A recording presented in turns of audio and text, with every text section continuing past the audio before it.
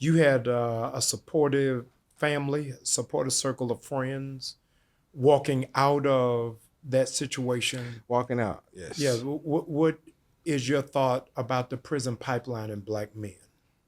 You know, as long as I stayed, because I had a good support system, I had commissary, I had food, I had clothing, T-shirts, underwear. They don't even give you underwear in jail, so you have to buy those.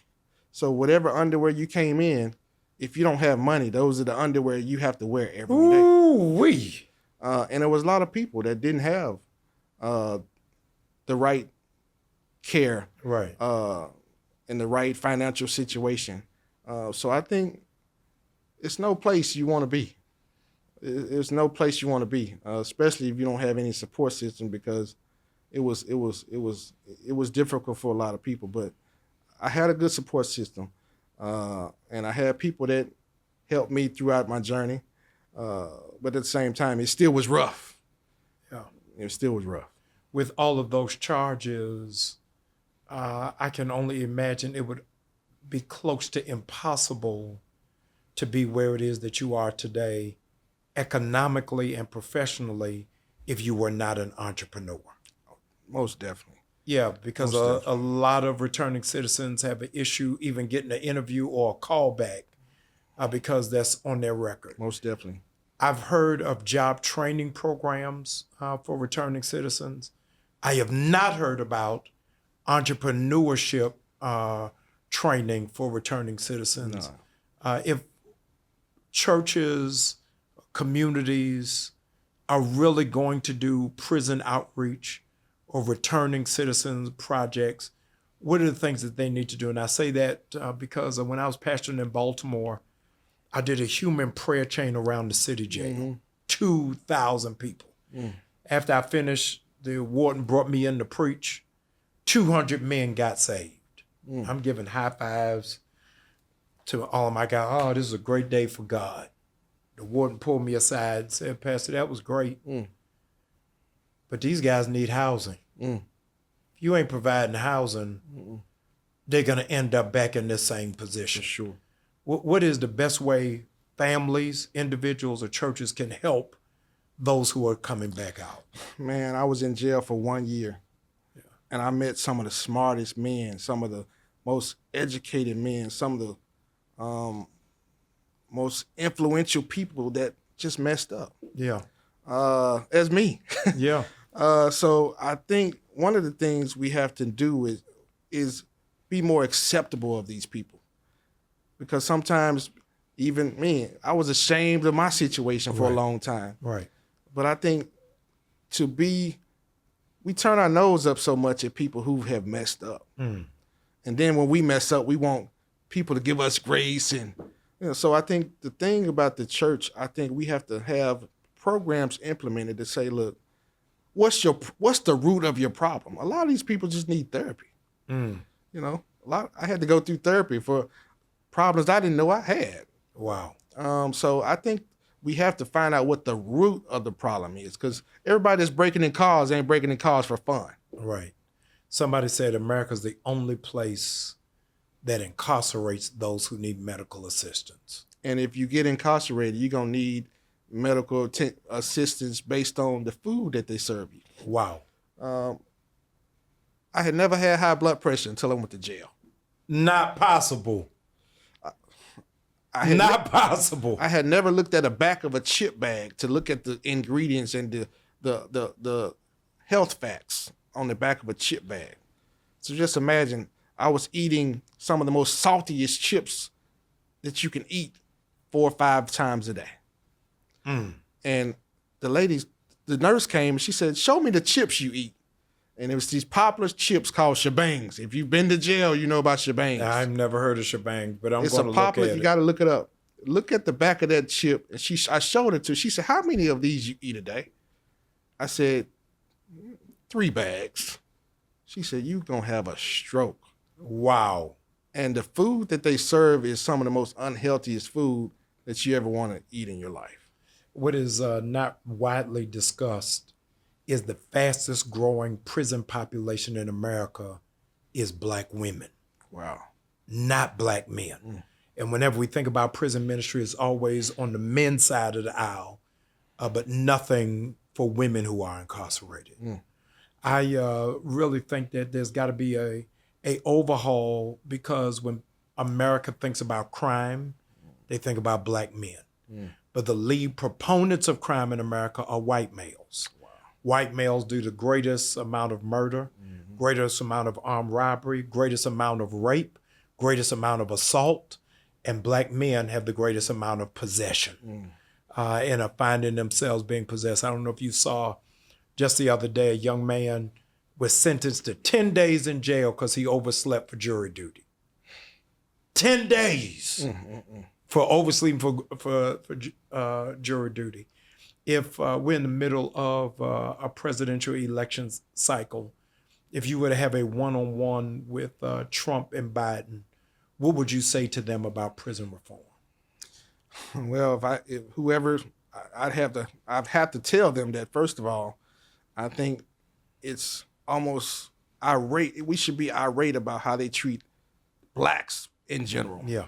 And I think we have to take a look at that, because it's definitely not equal. We know that. But let's get at least close to it. If we can't get equal, can we get close? Yeah. We're so far away from even getting close to the 50-50 mark of that kind of situation. We're just so far away from it being equal that I don't think we'll ever get there.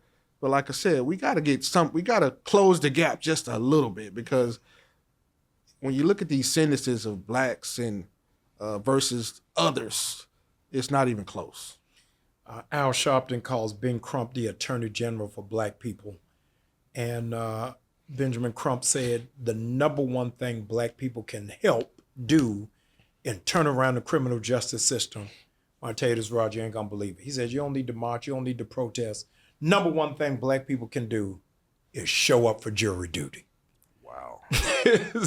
Is that we call out sick, say that we can't make it. And so as a consequence, we don't have our peers there in that process. Do you agree with them? You disagree? I definitely agree, because when you let the others determine and dictate the future of us, it's not going to turn out right. But like he said, if we showed up for jury duty, we'd have the fate of our people in our hands. But because we don't show up, somebody else has the fate, and it's not fair, but it is fair because we didn't show up. Yeah. Where do you see fashion going in this post-pandemic era? You know, I've looked at it, and I've tried to pinpoint it, and what I do see is, I think eventually all that fashion, the men wearing the dresses, I think that's gonna change. I think it's gonna come back to men dressing like men and women dressing like women. You're gonna have a whole lot of people calling on this show. Yeah, so I definitely think that's gonna change pretty soon. I think it's slowly coming back a little bit, but I think that's gonna change, and we're gonna get back to dressing the way we used to dress. Yeah. In business, they often use a terminology called a silent partner. Somebody who's in the business but not seen. I know where this is going. Oh, listen, we're gonna be clear right now. Where this is going. I want you to talk about the silent partner and influencer who has gotten no credit, gotten no check, and gotten absolutely no commendation for Starstruck. I don't know who that person is. But talk about the birth. I'm gonna tell this story. I'm gonna tell this story once and for all. Yes. I Just need y'all one to time. zoom in. I need so y'all if to zoom y'all in. not on JamalBryant.org, you won't hear this anywhere else. Absolutely. But one of the main reasons. Not one of them. Not one. Don't do that. Not one of them. The reason. Go right there. We fine. Okay, so one day I was sitting on my couch. I was actually living in Pembroke Pines, Florida at the time. And the pandemic had just hit. And by me being a tailor selling custom suits, I actually texted Dr. Brian and said, hey, I got some new fabrics in. And, I'm waiting on him to say, yeah, give me 5 good ones and send them to me and charge me and whatever. And that wasn't the case. He sent me a text back and said, what are you doing? We're not going to be wearing suits for a long time. You need to figure out something else to do. You need to find some athleisure wear to do. And I had to Google athleisure wear. So when I Googled athleisure wear, I said, let me figure out what I can do. And a week later, I was texting him designs and mock-ups, and he said, well, that look nice, that look good. So that's the reason why I started searching That's all. and looking This is great. for something else to do. This is great. You happy? I'm ecstatic, almost. But I want to go a step further. I've got people who are listening from all over the world. I want them to support this Black business. I want them to support you. I think there should be a product code for Let's Be Clear. For those who are listening, so that they can support you, but you will know that it came back to the co-founder of somebody who's been supporting you through the whole thing. Tell them the website, how they can find out about The website is www.starstruckcollection.com. Yes.